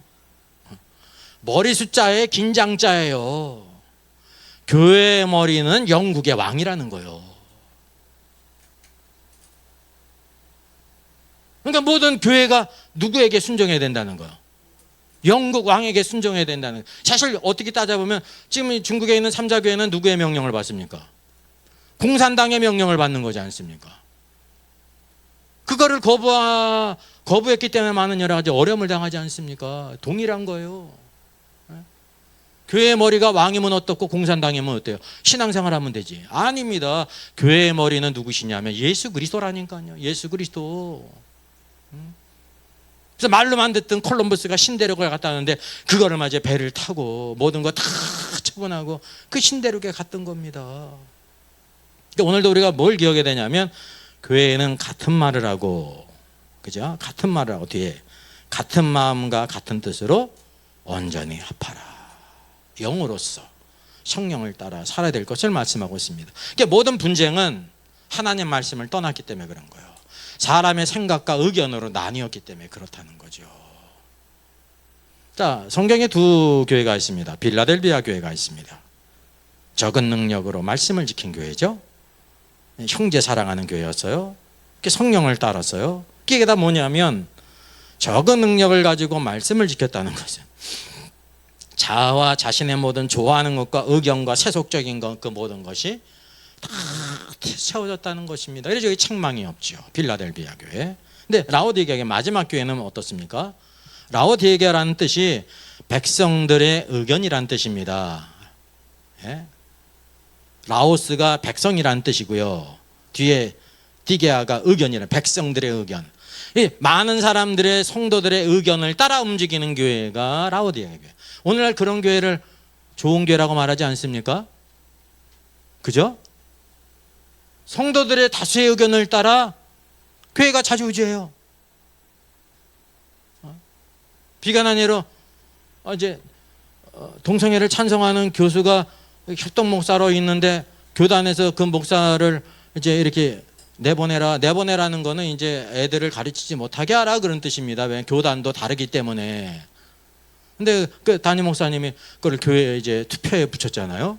근데 성도들이 저 목사님이 그래도 우리하고 6년, 7년, 8년 있었는데 우리가 의리가 있지. 어떻게 그 목사님을 이렇게 내보내느냐. 그래가지고 그 목사님을 끝까지 붙들었잖아요. 붙든 다음에 어떻게 된 거예요? 노예를 탈퇴했어요. 뭐 지지하느냐고. 동성애 찬성하는 한 목사님을 지지하느냐고 노예를 탈퇴한 거예요. 의리는 있는 교회죠. 우리가 있잖아. 근데 주님과의 의리는 간 데가 없는 거야. 이게 라오디게아 교회입니다. 라오디게아 교회.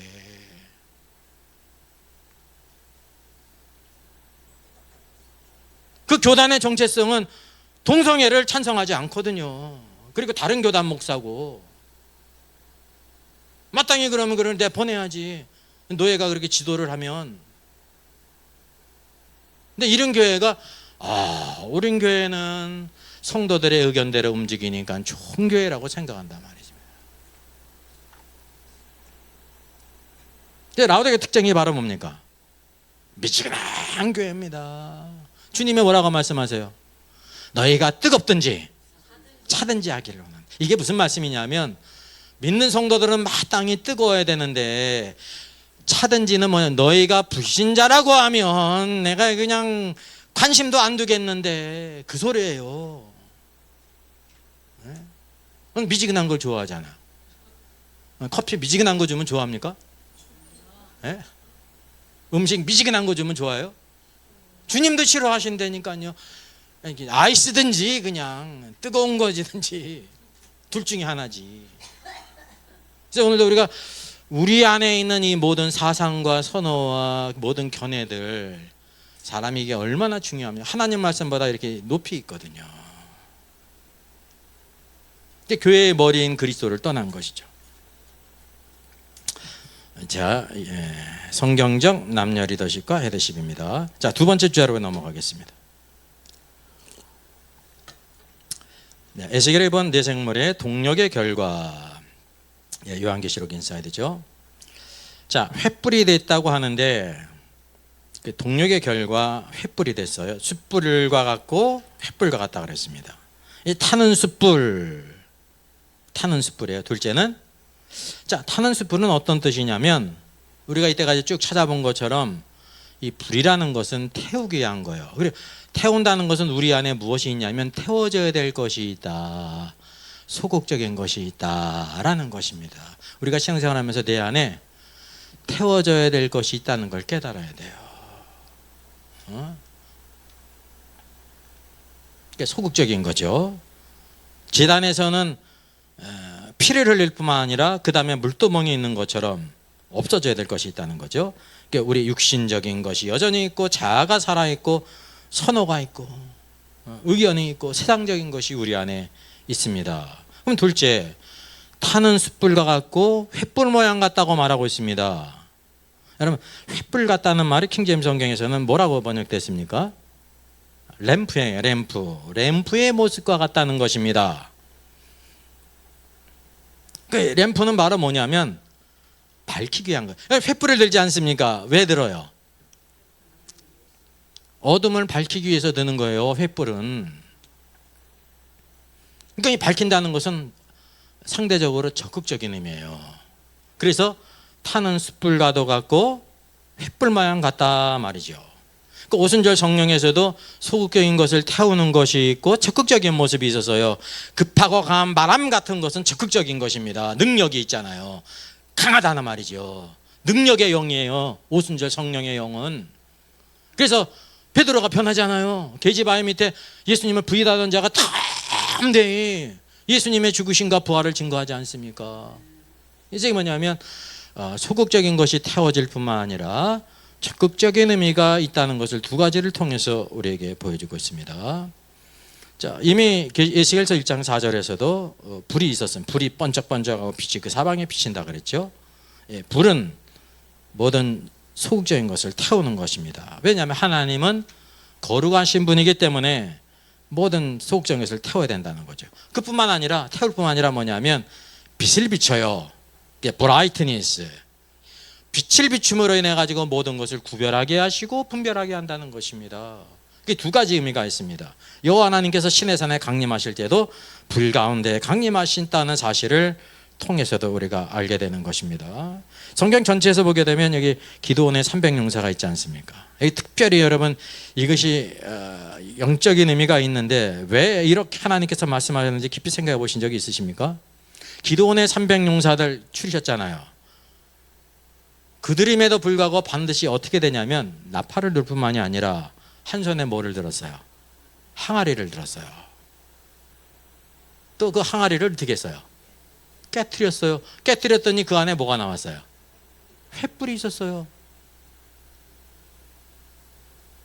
그래서 그래서 하나님께서 승리를 주셨어요.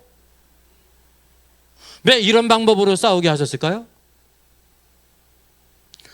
하나님께서 오늘도 승리를 주시는데 하나님의 합당한 자, 이 기드온의 300용사가 어떤 사람인지를 이걸 통해서 우리에게 비유적으로 보여주고 있는 것입니다. 우리 사람은 다 흙으로 만든 진흙이잖아요. 항아리라니까요. 근데 항아리가 중요한 까닭이 뭔지 아세요? 흙으로 만든 그릇이잖아요, 우리가. 여기에 뭐가 있어요? 하나님께서 생기를 불어넣으셨어요. 그래서 우리에게 영이 있다니까요.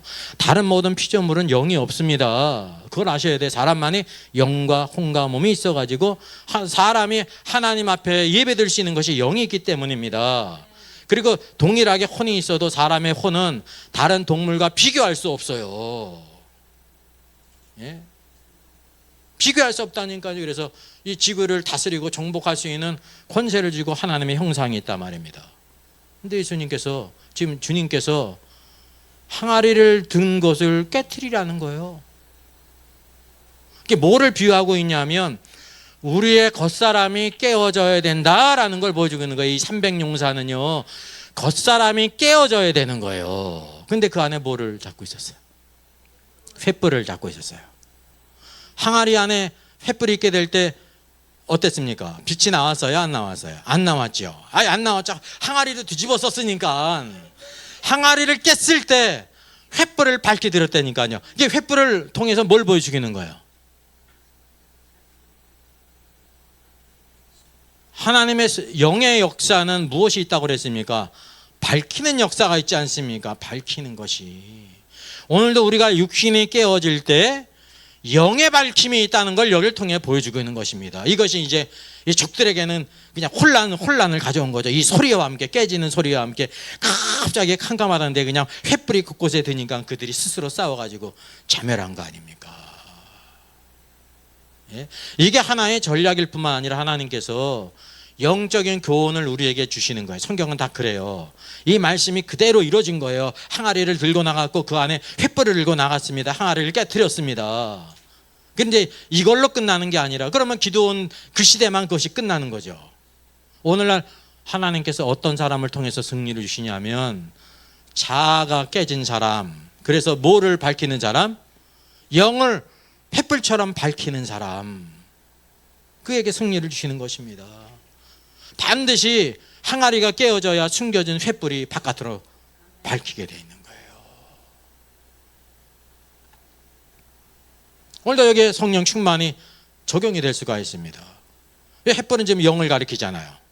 영이 맞다 빛으로 흘러나오기 위해서는 반드시 뭐가 필요해요? 항아리가 깨어져야죠. 예수님께서 겟세마네 동산에서 어떻게 기도하셨어요?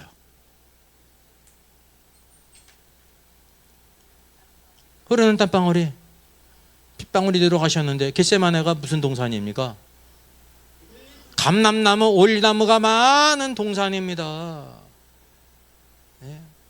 그래서 거기에 뭐가 있냐면 감람나무가 많이 있기 때문에 겟세마네가 기름 짜는 곳이라는 뜻이에요. 거기다 방안이 있지 않으면 기름을 짜야 될 거 아닙니까? 그럼 기름이 어떻게 나오는지 아세요? 올리브가 완전히 깨어져서 으깨져야 기름이 나오는 거예요. 예수님도 마찬가지로 그의 혼이 으깨지셨죠. 왜냐하면 내 뜻대로 마옵시고 아버지의 뜻대로 되기를 원하나이다. 여러분의 뜻이 여러분의 혼을 대표하는 겁니다. 근데 그게 내려놓아야, 깨어져야 뭐가 나와요? 아버지의 뜻대로 되기를 원하나이다. 그래서 겟세마네 동산을 거쳐서 십자가로 가신 겁니다. 예수님의 혼이 깨어지셨어요. 완전히 굴복하셨다니까요. 죽는 걸 좋아하는 사람이 어디 있습니까? 할 수만 있거든 이 잔을 내게서 옮겨달라고 기도하지 않습니까? 그러나 내 뜻대로 맙시고. 예수님도 뭐가 계셔요? 육신을 가지고 계셨기 때문에 내 뜻이 있어요. 여러분의 뜻이 있죠. 자녀들도 다 뜻이 있어요. 뜻이. 근데 중요한 것은 내 뜻을 내려놓고 아버지의 뜻을 붙잡게 될 때 하나님의 역사가 있다는 거죠. 마지막 넷째를 보면 생물들의 번개 모양같이 왕래를 했다고 하는 것입니다. 그 생물들은 번개 모양같이 왕래하더라. 얼마나 놀라워요. 생물들이 움직이는 방법이 있었죠. 첫째는 송아지의 다리 발굽을 가졌어요. 곧게 행했잖아요. 걷는 거잖아요. 둘째는 어떻게 했습니까? 독수리의 날개가 있었죠. 그 네 생물의 동역의 결과 번개 모양 같이 왕래를 했다는 거예요. 번개같이. 네? 그러니까 이것을 통해서 우리가 뭘 보냐면 네 생물이 번개같이 왕래했다는 걸 통해서 누구를 닮았느냐. 그럼 마태복음 24장 27절을 보면 이렇게 말씀합니다. 번개가 동편에서 나서 서편까지 번쩍임같이 인자의 임함도 그리하리라. 예수님께서 재림하실 때 인자로서 오시는 거예요. 사람의 모양으로 누구같이 온다는 거예요. 번개가 동편에서 나서 서편에서 번쩍임같이 온다는 거예요. 번개. 번개가 어디 안에 있습니까? 모르시네. 구름 안에 있잖아요. 번개가 구름 안에 있다가 이 양전기, 음전기가 부딪히게 될 때 그 숨어있던 번개가 번쩍하는 거 아닙니까? 예수님께서 이 땅에 오실 때 어떻게 오시냐면 구름을 입고 오세요. 먼저 구름 가운데, 그게 계시록 10장에 나오잖아요. 구름을 입고 있다가 나중에 오실 때는 어떠냐면 이 땅에 재림하실 때는 구름 위에. 구름 위에라는 것은 바로 뭐냐면 자기 자신을 이렇게 드러내신다는 거예요. 드러내신다. 예수님 자신을 뭐로 비유했어요? 번개처럼.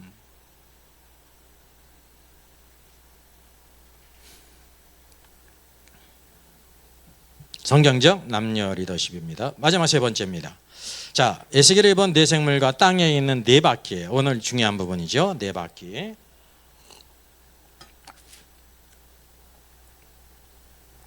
네, 요한계시록 인사이드인데요.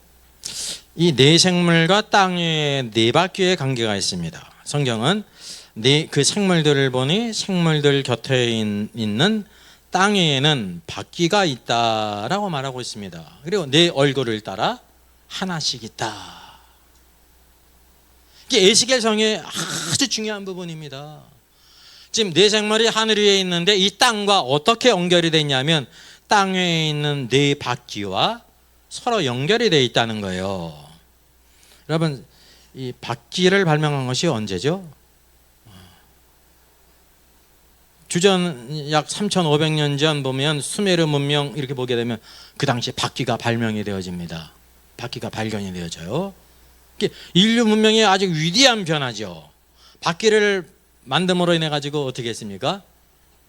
사람이 여행하는데도 편리하고 무거운 짐을 옮기는데 아주 이용하게 된 것입니다. 이것이 더 발전해 가지고 이제 자동차가 되는 거예요. 먼저 이 바퀴를 발명했어요. 바퀴를. 그래서 이 바퀴는 움직이기 위한 것입니다. 사람이. 둘째, 무엇인가를 옮기기 위한 것입니다. 근데 중요한 것은 이 바퀴가 어디에 있다는 거예요? 하늘에 있는 게 아니라 땅에 있다는 거죠. 이게 이상이에요. 이상. 이 땅에 눈에 보이는 바퀴가 있다는 뜻이 아니에요. 하늘 위의 네 생물의 그 움직임 가운데 이 땅에 이런 놀라운 역사를 바퀴를 통해서 보여주신 거죠. 여러분, 그래서 이 바퀴는 이 땅에서 벌어지는 하나님의 위대한 역사입니다. 그래서 바퀴를 설명하는 두 가지 단어가 있죠. 이게 뭡니까? 네? 무섭고 크다 그랬잖아요. 이 바퀴가 얼마나 큰지, 근데 단지 큰 게 아니라 또 무섭다는 것입니다. 아주. 그래서 이제 네 생물이 움직이는 방법을 보게 되면 첫째, 송아지 발굽스로 곧게 걷지 않습니까? 그래서 이게 곧게 걷는다는 것은 정직하고 신실하고 의롭고 정결하고 선악을 분별함으로 옳게 걷는 거예요. 예수님께서 이 땅에 계실 때 그와 같이 행하셨어요. 온전하신 분. 초대교회 성도들이 그와 같이 행했습니다. 예? 여러분, 그 결과가 뭔지 아세요? 초대교회 성도들이 다른 불신자로부터 어떤 평가를 받았어요? 칭찬받았어요. 7 집사님을 뽑을 때 어떤 것이 있습니까? 칭찬받는 사람. 초대교회 성도들은 세상 사람부터 칭송을 받았다니까요. 칭송은 바로 뭐냐면 말과 행동에 있어서 의롭고 거룩하고 신실하고 정직했다는 뜻이에요. 초대교회 성도들이 기도 많이 해가지고 세상 사람부터 칭찬받지 않습니다. 아무 상관이 없어요. 삶이 변화돼야지. 그래서 왕국의 기초가 바로 뭐예요? 의예요. 의. 이 의가 없으면 왕국에 들어갈 수 없다고 말씀한 거예요. 우리가 의로워서 구원받았습니까? 아니잖아요. 그래서 칭의예요. 그건 칭의. 칭의를 받은 다음에 말씀과 성령 안에서 변화되게 될 때 뭐를 가져요? 무교절. 예? 누룩이 없는 떡은 예수 그리스도다. 의로우신 예수 그리스도를 닮아간다 말입니다. 그리고 독수리, 여기 보게 되면 송아지 발굽으로 가져야지 독수리 발을 가져서는 안 된다는 거예요. 독수리 발은 다른 모든 것을 잡아 움켜가지고 죽이는 거 아닙니까? 이게 사자가 움키는 것보다 더 강하다고 그러더라고요. 독수리가 움키는 그 발톱의 힘이, 또 사자의 발도 마찬가지죠. 사람의 발도 사람의 발은 온전히 행하지 못합니다. 그래서 이사야 53장에도 우리는 다 양 같아서 어떻게 행했다 그랬어요? 그릇 행했다. 여러분, 사람의 발은 똑바르지가 않아요. 이렇게 소의 발이 똑바르지. 그래서 우리의 모든 것을 여기에 보여주고 있어요. 그뿐만 아니라 두 번째는 독수리 날개를 가져요. 독수리 날개는 무슨 뜻이었습니까? 하나님의 능력과 권세를 힘입는다는 사실이죠. 그리고 오늘 말씀 보게 되면 이러한 것을 가진 다음에 비로소 있는 거예요. 여러분, 이것이 병렬로 있는 것이 아니라 직렬이에요. 1단계가 있고 2단계가 있고, 쉽게 얘기를 하면 송아지 발굽을 갖지 못한 사람이 독수리 날개를 가질 수 있을까요? 없을까요? 합당한 사람으로서 의와 불의를 구별하지 못하고 하면서 독수리 날개를 가지고 있을 수 있습니까? 없죠. 네 바퀴를 가질 수 있어요? 없어요. 없는 거예요. 그래서 이 말씀의 관계가 병렬이 아니라 직렬에 서로 연관관계가 있습니다. 쉽게 말하면 1라운드 여기 보면 예선을 끝나서 그 다음에 16강 올라가고 16강을 올라가야 이겨야 8강 올라가고 그러는 거지. 그냥 갑자기 8강 올라가고 4강 올라가는 법이 없다는 거죠. 그리고 성경의 말씀은 땅 위에 있는 바퀴로 또 움직이고 있다는 것입니다. 오늘 개인적으로나 가정에서나 교회나 세상에서 하나님의 사역은 큰 바퀴가 되는 거예요. 특징이 있죠. 이게 세 가지 연관관계가 오늘도 에스겔 성경을 통해서 오늘도 우리가 이 땅에서 큰 바퀴, 무섭고 두려운 바퀴를 가져야 된다는 거예요. 하나님의 역사를 가져오는 사람이 될 것을 우리에게 보여주고 있습니다. 자, 예를 들어 보겠습니다. 사도행전 20장에는 에베소 장로들에게 사도 바울이 권면합니다. 지금까지 내가 항상 여러분 가운데 어떻게 행하였는지를 여러분도 아는 바니 모든 겸손과 눈물이며 유대인의 관계로 말미암아 시험을 참고 주를 섬긴 것과 유익한 것은 무엇이든지 공중 앞에서나 각 집에서나 꺼리낌 없이 여러분에게 전하고 가르쳤다. 하나님에 대한 회개와 그리스도에 대한 믿음을 증언했다라는 거예요. 여러분, 여기 참된 그 사도의 표지가 바로 뭡니까? 여기 사도 바울이 자기가 능력 행한 건 얘기해요, 안 해요? 안 해요. 참된 사도의 표지로서 교회 장로들에게 어떻게 교회를 섬겨야 되냐면 모든 겸손이 있어야 되고 눈물이 있어야 된다. 많은 관계와 대적이 있게 될 때 시험을 참고 주님을 섬겨야 된다. 그 유익한 것은 무엇이든지 그대로 모든 사람들에게 거리낌 없이 전해야 된다. 이게 뭐를 가졌다는 겁니까? 송아지의 곧은 발을 가졌다는 거예요. 합당한 사람으로서 바른 길을, 곧은 길을 갔다는 거예요, 사도 바울이. 그게 여러분 전부냐 합니다. 그게 전부가 아닙니다. 나는 이제 성령에 매여 예루살렘으로 가는데 거기서 무슨 일을 당하는지 알지 못하노라. 지금 사도 바울이 성령에 매였다니까요. 성령에 매인 사람이 어떤 사람이에요? 독수리 날개를 가진 사람이에요. 그래서 오직 성령이 각성에서 내게 증언하여 결박과 환난이 나를 기다린다고 하시나. 결박과 환난이 있을지라도 성령으로 말미암아 내가 그 일을 감당해야 된다는 걸 보여주고 있습니다. 그래서 독수리 날개를 가진 사람이죠. 그리고 24절 우리가 알고 있는 말씀, 내가 달려갈 길과 주 예수께 받은 사명, 하나님의 은혜의 복음을 증거하는 일에 마치려면은 내 생명도 귀한 것으로 여기지 않는다 그랬습니다. 지금 사람이 볼 때는 작은 이제 사도 바울이 가고 있지 않습니까? 이름도 바울이 무슨 뜻이에요? 작다는 뜻이에요. 작은 자. 사람이 볼 때도 작은 자였죠. 볼품도 없고 키가 장대했어요? 아니세요. 외모가 볼품이 없었어요. 말을 잘했어요? 말에 졸했습니다. 근데 하나님의 아주 깊은 비밀들을 가지고 있는 사람이었다니까요. 예수 그리스도께서 이방인을 위한 사도로서 놀라운 위대한 역사, 가장 큰 박쥐가 가고 있었다니까요. 하나님의 사역을 박쥐로 비유한 것입니다. 오늘도 이 땅에 있게 될 때 이 박쥐를 가져야 된다는 거예요. 우리가 뭐를 가져?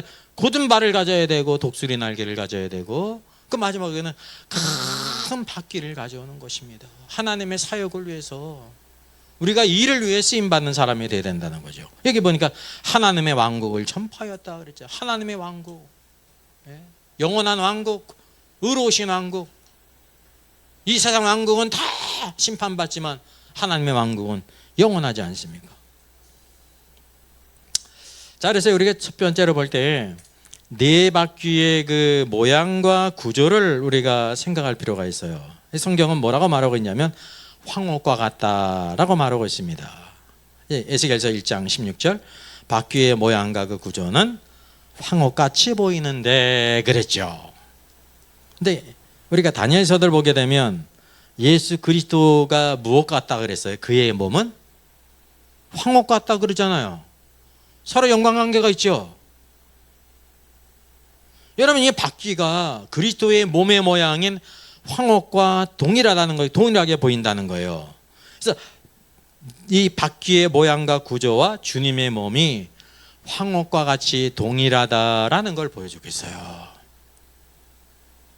이 말은 무엇이냐면 바퀴의 움직임에 누가 있다는 것입니까?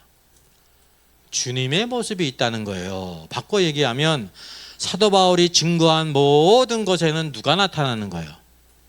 황홀이신 예수 그리스도예요. 여러분, 사도 바울을 증거하는 게 아니에요. 예수 그리스도를 증거하는 것이지. 하나님의 왕국의 중심이 누구세요? 예수 그리스도세요. 하나님의 왕국은 그분이 왕국을 가지고 이 땅에 재림은 그분이 한 왕권을 가지시고 이 땅에 오셔서 온 세상을 공의로 통치하신다는 거예요. 성경의 주제가 바로 예수 그리스도예요. 그래서 황홀으로 비유되어 있다는 거죠. 오늘도 우리가 이 바퀴를 통해서 개인이나 가정이나 교회나 세상에서 무엇을 나타내야 되냐면 주님의 모습, 황홀과 같은 주님의 모습을 나타내야 되는 거예요. 예수를 나타내야 돼요. 예수를 증거하고. 이게 네 바퀴의 모양을 통해서 우리에게 보여주고 있는 메시지입니다.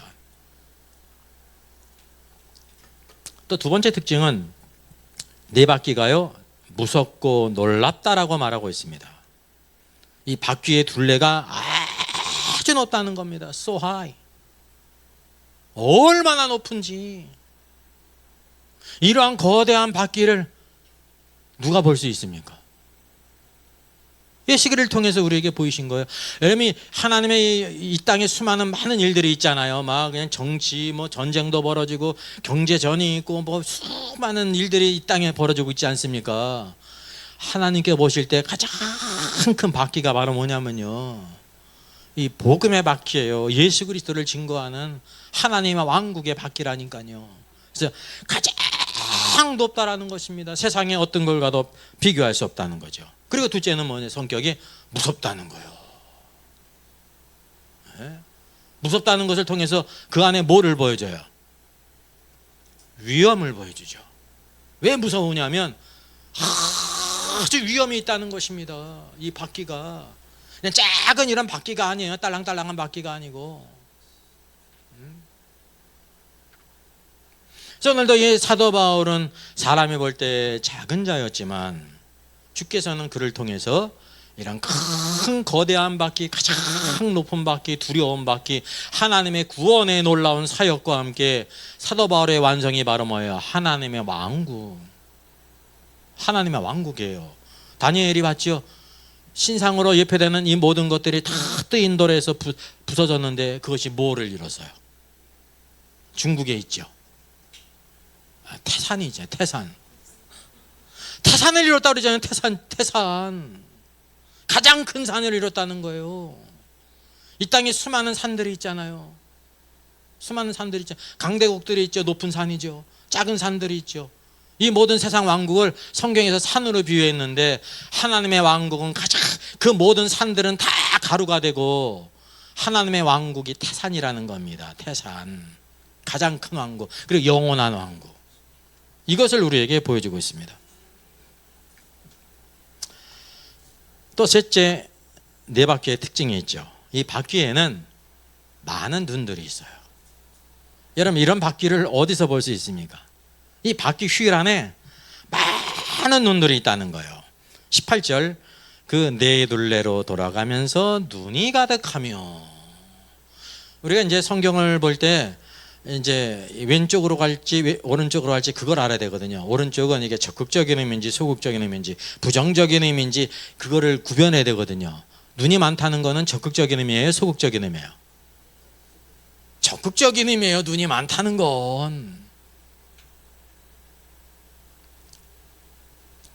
성경을 보면 우리가 알지 않습니까? 자, 눈이 가득하다. 얼마나 많은지 눈이 가득한 거예요. 여러분, 눈이 왜 필요해요? 보기 위해서 필요하죠. 그 눈은 또 뭐를 대표합니까? 관점을 대표하는 거예요. 구원받기 이전에 우리의 상태가 다 어떠했습니까? 장님이에요. 장님. 영적으로 장님. 아무것도 볼 수 없는 장님이라니까요. 근데 구원받는다는 것은 예수께서 바로 하나님의 아들이시고 메시아이시다를 이제 알게 되는 것입니다.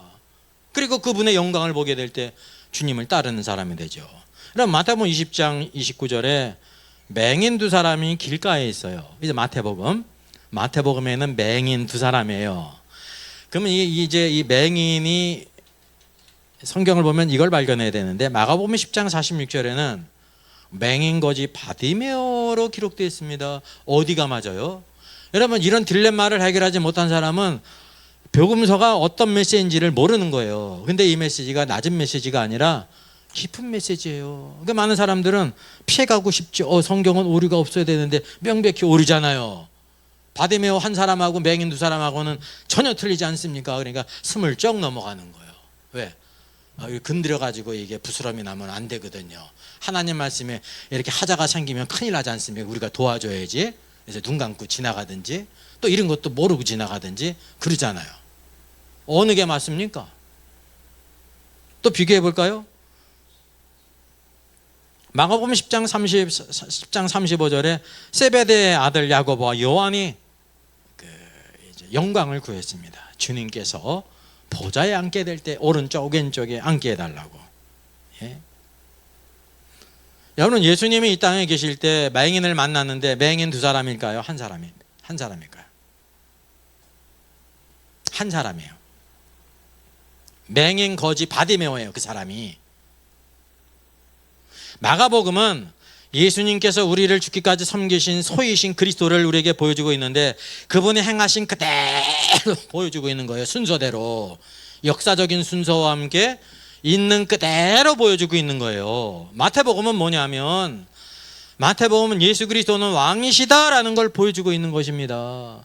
왕이신 그리스도를 따르게 될 때 뭐냐면 지금 제자들이 따르고 있잖아요.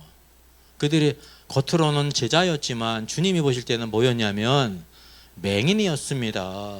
그래서 거기에는 바디메오라는 말도 없이 그냥 맹인 두 사람이라고 말하고 있는 거예요. 맹인 둘이 앉아 있단 말이죠. 그럼 누가 맹인 두 사람이냐면 세베대의 아들들이 야고보와 요한이 왼쪽 오른쪽에 앉도록 먼저 청탁을 했는데 그도 맹인이고 그 얘기를 듣고 화를 낸 다른 제자도 맹인이라는 거예요. 모두 다 맹인이라는 거예요. 이게 마태복음의 메시지예요. 보여자고자 하는 이제 주제가 틀리다는 거죠. 그래서 구한 자나 구하지 않은 자나 모두 맹인이라는 것이 마태복음의 메시지예요. 사람이 볼 때는 눈을 뜨고 있잖아요. 근데 주님을 따르는 데 있어서 어떻게 따는 겁니까? 영적인 맹인이라는 거죠. 주님은 십자가에 죽으시기 위해서 가시는데 오른쪽 왼쪽 권세를 지금 탐하고 있었다니까요. 오늘도 우리가 이럴 수가 있습니다. 예? 제자라고 이렇게 명찰 붙였다고 제자가 아니에요. 진짜 주님을 따라 주님이 가시는 길을 알고 주님을 따를 수 있는 사람이 되어야 되지. 예. 그래서 오늘도 그냥 많은 눈을 가져야 되는 거예요. 이 네 바퀴는 많은 눈을 가졌죠. 특별히 뇌 생물도 몸에 뭐를 가지고 있어요? 많은 눈을 갖고 있잖아요. 보좌 주위에 있는 뇌 생물도 많은 눈을 갖고 있습니다.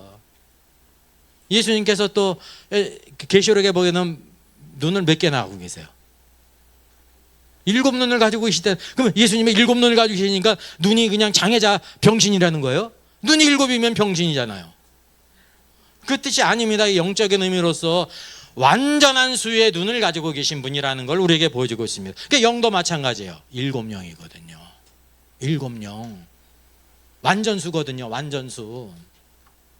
오늘도 우리가 많은 눈을 가져야 되는데 하나님의 창조에 대한 올바른 견해를 가져야 되고, 하나님의 머리 대심이 어떻게 나타나는지를 알아야 되고, 죄가 무엇인지를 알아야 되고, 마귀가 어떻게 역사하는지를 알아야 되고, 구원의 길이 무엇인지를 알아야 되는 것입니다. 그러니까 하나님의 창조의 경륜이 무엇인지를 알아야 되는 것입니다. 오늘 하나님의 구원은요, 우리를 죄 짓기 이전에 아담으로 돌아가는 게 아니에요. 그게 새 창조입니까? 그냥 원위치 되는 거지. 하나님의 창조의 경륜은 그것이 아닙니다. 우리들이 이 로마서 8장에 있는 것처럼 하나님의 아들들로 나타나게 될 때 완전하게 어떻게 해요? 부활의 옷을 입고 모든 피조물들이 다 종로로 다는 데서 해방이 되는 것입니다. 칭의를 알 뿐만 아니라 세상을 알고, 세상의 문화를 알고, 하나님의 심판을 알고, 세계 정세를 알고, 하나님의 모든 경륜의 완성인 계시록 하늘이 열리고, 주님의 재림과 함께 오늘도 영원한 하늘나라, 또 이제 천년왕국, 하늘과 새 땅, 이 모든 것을 우리들이 다 온전히 알아야 되는 거예요. 신구약 성경 66권에 나온 모든 주제가 소홀한 주제가 없어요. 제가 서두에 말씀드린 것처럼 다른 성경을 다 알아도 적어도 요한계시록을 모르면 성경을 모르는 사람이에요. 아는 사람이 아니에요. 결론을 모르는데 결론을 몰라. 오늘도 그래서 많은 눈을 가져야 된다는 것입니다. 눈 한두 개 가진 걸로 만족하지 말고, 성경은 바로 이런 눈을 갖도록 우리에게 모든 것들을 다 보여주고 있어요. 이게 계시거든요. 인간의 지식과 노력으로 아는 것이 아니라는 사실이죠. 자, 여기에 이제 네 바퀴가 있는데요. 여러분은 이제 네 바퀴라고 할 때 이런 구조를 생각할 거예요. 그렇죠? 이게 바퀴의 구조거든요. 뭐가 있습니까? 휠이 있습니다. 외륜이죠. 또 바퀴살이 있죠. 중심축이 있습니다. 자전거 바퀴도 마찬가지고, 자동차 바퀴도 마찬가지고, 구조는 다 동일합니다. 여러분, 이런 바퀴를 생각하시겠죠? 이게 일반적인 바퀴예요. 성경은 뭐라고 말하고 있냐면 이 바퀴 안에 바퀴가 있다라고 말하는 거예요. 이게 무슨 뜻일까요? 바퀴 안에 바퀴가 있다니까 이렇게 생각할 것이란 말이죠. 제가 이제 그거를 이렇게 그림으로 표현한 겁니다. 여기 바퀴가 있고 그 안에 또 바퀴가 있잖아요. 그죠? 이런 바퀴라고 생각하기 쉽지 않습니까? 그래서 이 말씀이 누구든지 그냥 보게 되면 절대 알 수가 없어요. 왜 성경은 바퀴 안에 바퀴가 있다고 말하느냐? 여러분, 그 바퀴 안에 이런 바퀴가, 만약에 이런 바퀴가 있다고 하면 이 바퀴가 움직일까요? 움직이지 않을까요? 움직일 수는 있는데 성경이 말하는 것과 달라요. 왜 그럴까요? 이 바깥의 바퀴가 움직이는데 무엇에 따라 움직이는 것이기 때문에 그렇습니까? 아니, 안에 있는 바퀴를 따라 바깥에 있는 바퀴가 움직이기 때문에 그러는 거예요.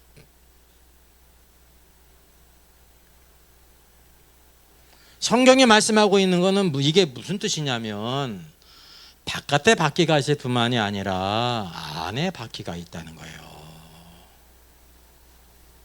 우리가 생각하는 바퀴는 이제 같이 움직이는 거 아닙니까? 이렇게 있으니까 저렇게, 그죠? 왼쪽에 있는 그림과 같이 그냥 같이 움직이는 거잖아요. 근데 성경에 말하고 있는 거는 뭐냐면 밖에 바퀴가 움직이는데 그냥 움직이는 것이 아니라 바퀴 안에 있는 바퀴가 움직일 때 밖에 있는 바퀴가 움직인다는 거예요.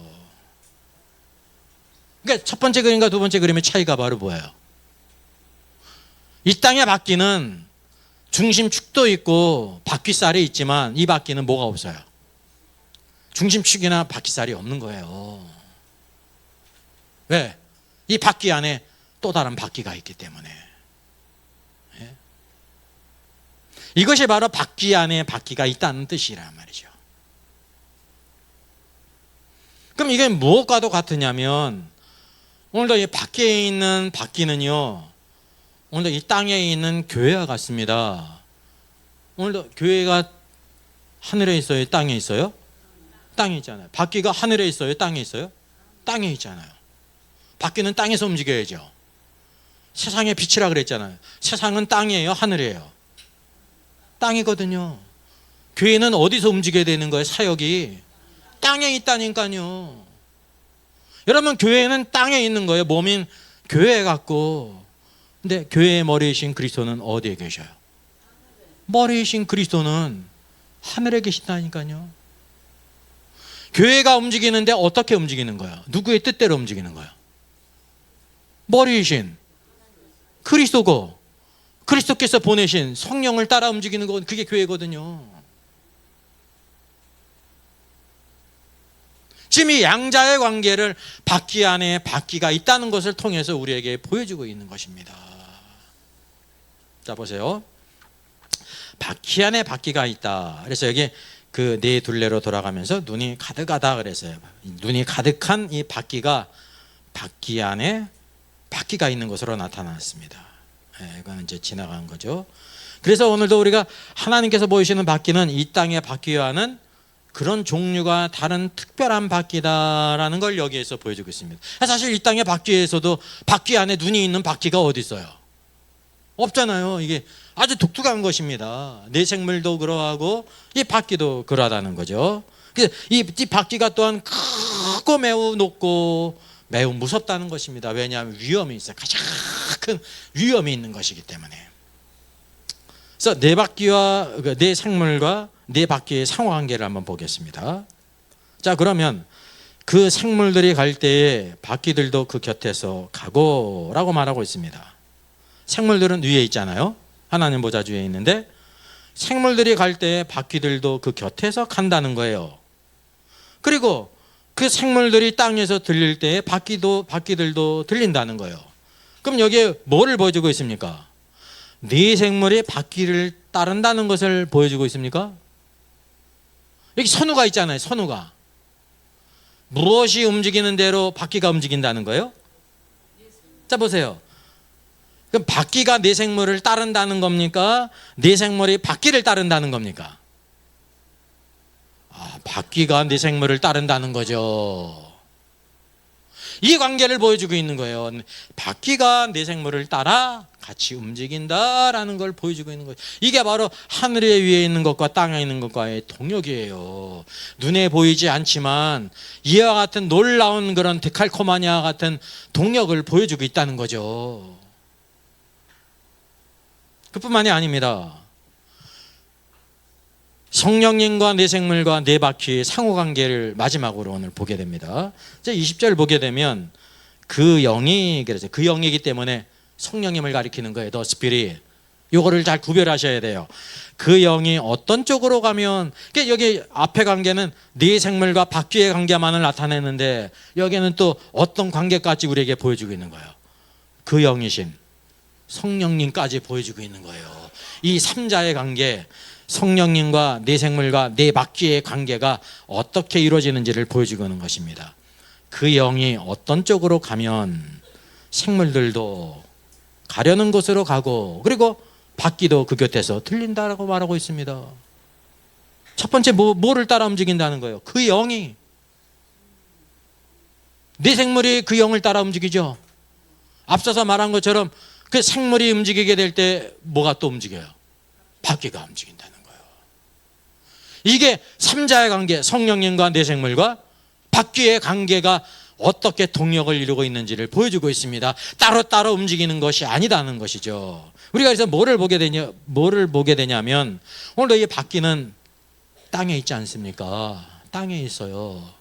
이 땅에 있는데 무엇을 따라 움직이냐면 내 생물이 움직이게 될 때 바퀴도 함께 움직이는 거예요. 이 양자 관계인데, 그러면 무엇과 관계가 있냐면 성령이 그 영이 움직일 때 내 생물이 움직이고, 내 생물이 움직일 때 이 땅에 바퀴가 움직인다는 거죠. 바퀴는 무엇을 가리켜요? 이 땅에 있는 교회가 주님의 사역을 하는 거예요. 영적인 사역들. 이 바퀴가 굴러가야 되잖아요. 오늘도 교회들마다, 우리의 모든 개인 삶마다 무엇이 있어야 되냐면 하나님의 놀라운 바퀴가 굴러가도록 역사해야 된다는, 무엇을 따라야 되는 거예요? 내 생물을 따라야 되고 그 영, 성령님을 따라야 된다는 사실이죠. 이것이 무섭고 굉장히 높다는 것입니다. 여러분, 지구상에서 제일 큰 권력을 가진 곳이 어디입니까? 물리적으로도 이제 미국이잖아요. 그 이유가 있고, 뭐 중국도 있고, 막 대단한 나라들이 있죠. 세계를 이렇게 움직이는 거 아닙니까? 큰 영향을 미치고 있고. 그럼에도 불구하고 뭐냐면 가장 높고 두려움 바뀌는 무엇이냐면 눈에 보이지 않지만 교회의 사역이라는 거예요. 왜? 교회는 무엇을 따라 움직여요? 하늘에 있는 내 생물을 따라 움직이고 성령을 따라 움직이고 교회의 머리이신 그리스도를 따라 움직이는데, 그 안에는 뭐가 있어요? 생명이 있어요. 세상의 모든 역사에는 다 뭐가 있어요? 생명이 없어요. 여러분, 사람의 능력은, 죽이는 데 능력은 빨라요. 이 땅의 모든 권세는 모든 사람을 죽이는 데는 참 탁월해요. 누구든지 다 죽일 수 있어요. 근데 살리는 거 어떻습니까? 죽어가는 사람 한 사람이라도 살릴 수 있어요? 없어요? 없어요. 전 세계의 모든 국력과 모든 기술을 다 쏟아도 죽어가는 한 사람을 살릴 수가 없습니다. 생명을 살리는 일에는 참 무능하다는 거죠. 이 땅에 무능한 경찰은 범인은 잘 잡는데 애꿎은 사람을 잘 잡아. 왜냐? 애꿎은 사람은 그냥 저항하지도 않고 그냥 잡히면 잡히는 데로 들어가거든요. 근데 뭐는 못 잡아? 진짜 범인은 못 잡아. 그러니까 막 누명을 뒤집어 써가지고 사람을 잡는 거 아닙니까? 과거에도 많았고 현재도 있고. 근데 유능한 경찰은 어떻습니까? 흉악한 범인들을 잡는다니까요. 하나님의 역사는 무엇을 가져오냐면 생명을 가져와요. 생명과 평안을 가져와요. 오늘도 이 하늘의 광경을 통해서, 원래 이 땅에 하늘의 광경과 이 땅에 어떤 연관관계가 있는지를 에스겔서만을 통해서 봐요. 여기 이제 계시록을 통해서 보여주고 있지 않죠. 독특한 거예요. 이제 에스겔서 7장은 아주 독특한 것입니다. 그리고 그 시대에 벌어질 일들을 예언했을 뿐만이 아니라 또 마지막 천년왕국, 에스겔서에 나오는 성전은 이 땅에 있는 제2의 성전 가리키는 게 아니에요. 천년왕국 때의 성전을 가리킨단 말입니다. 특별한 메시지를 담고 있습니다. 오늘도 우리가 하나님께서 우리 교회를 통해서 어떻게 역사하시는지 그 뜻을 알고, 또 성령과 오늘도 말씀 가운데서 오늘도 이 소와 같이 곧은 발을 갖고 독수리 날개를 갖고 내 벽걸을 갖고 온전히 하나님의 역사를 위해 쓰임받는 저 여러분 되기를 주님의 이름으로 축원하겠습니다.